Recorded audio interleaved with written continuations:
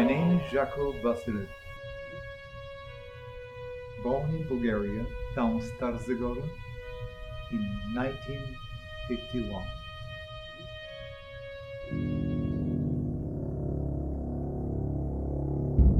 Everything what our parents own, everything had been stolen from them. They've been forced to give all their properties, land, houses, businesses, everything. My father, he was a barber. He had his barber shop. When the government walk in his barber shop and say, from today you are not the owner, you will work for us, barber shop belongs to us. My father never ever accept that and say, nobody can stop me to work. This is my business. I had nothing else to do. I have 3 kids and nobody can stop me to work. And of course he slipped some strong words against them, telling them the truth about what they are, and he ended up in forced labor camp for 1 year. When they let my father free, he went back to the barber shop. The door had been nailed. He break the door and he invite his clients back again. But the father, he never ever accept the system. He was working for himself. He was very proud and hardworking Bulgarian man.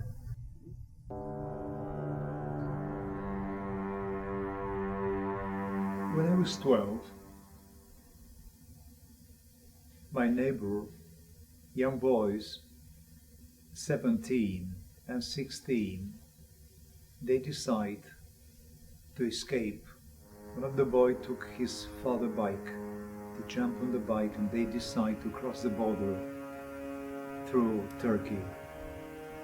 But whoever trying to cross the border there, they shoot him.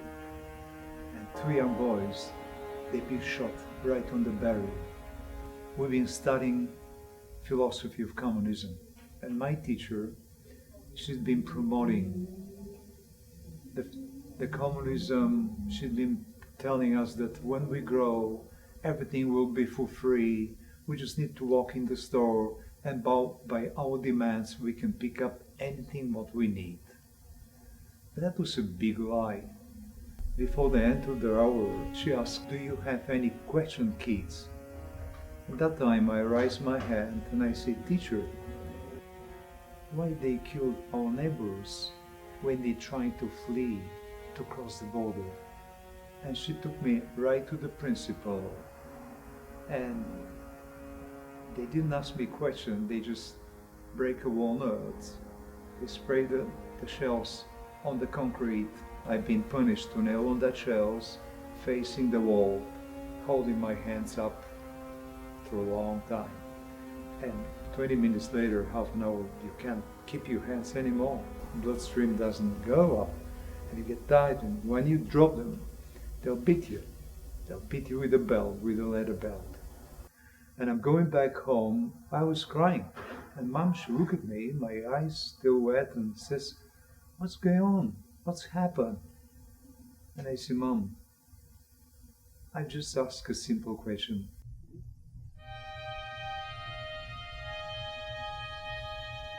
I grew up with a family, with the parents.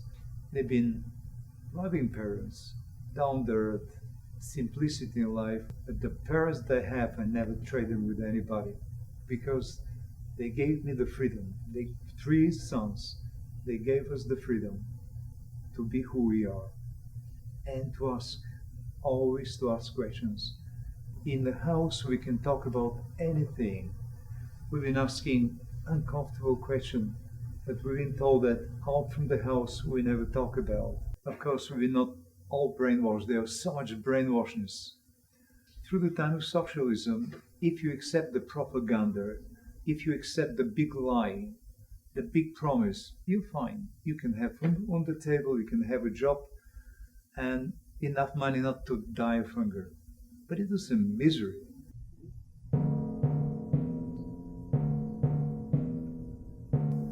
I was saving my money, and one day I had my plan, my secret plan, to escape, to cross the border.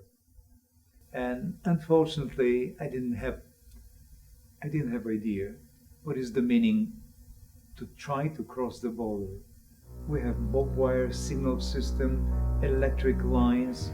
You can burn there or they can shoot you. There is no way even bird cannot escape from there.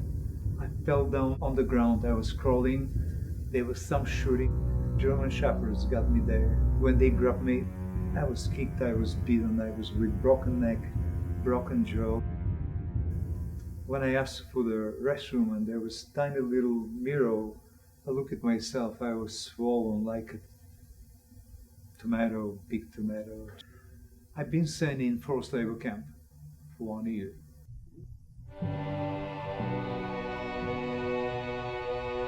In the bitter moments, we are becoming more stronger. There I met the most unique people, the brain of the nation. They highly educated, strong spirit, incredible people. And instead to become a weak, I become stronger. When they let me free from the camp, every day I have to go back to the police station and I have to sign that I'm still in the town. I've never been allowed to leave the town. They've been watching me, I've already been in a blacklist. The only job that I can take was to become a driver of experimental animals for the Veterinary Institute, where the scientific researchers, they've been experimenting with animals.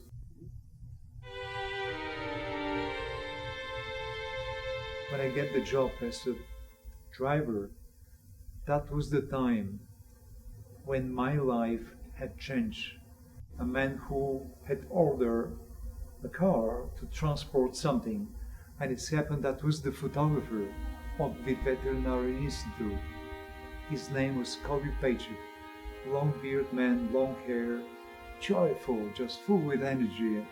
He just looked at me and say, "Boy, I need the car, but I don't need the girl to sit on my seat. She have to sit on the back." And I turned to him and I say, "Sir, if you don't mind, ladies first, have a seat behind and shut up." He looked at me straight in the eyes with a nice smile and say, "You'll be the one. I already choose you. I've been looking for student and you shall be my student." And I say, "Well, I don't think that I can be a student because I'm already in the blacklist. Being with me, you shall be in trouble. And so, that's what I'm coming from. I don't want to hide that. You better know it." And Coco, that was the moment when he smiled and say, "That's why. That's what I like with you. Your openness and your sharpness." And so he turned to me and said, "Today is Monday. Coming Wednesday. Here is my phone. And we can start." Both with Valentina, we'll look at each other and like, "Okay, so what's going on?" But suddenly I turn to him and I say, "Kolo, let's do it right now." He said, "Okay, deal." He gave me a Praktika camera made in East Germany. Simple, just film camera. He explained me how to work with the camera, about f-stops, about the speed of the film, how to load and what is the composition. He drew me the composition and he asked me, "What do you think about photography? And what do you think about photographers?" And I just look at him and I say, "For me, it's magic."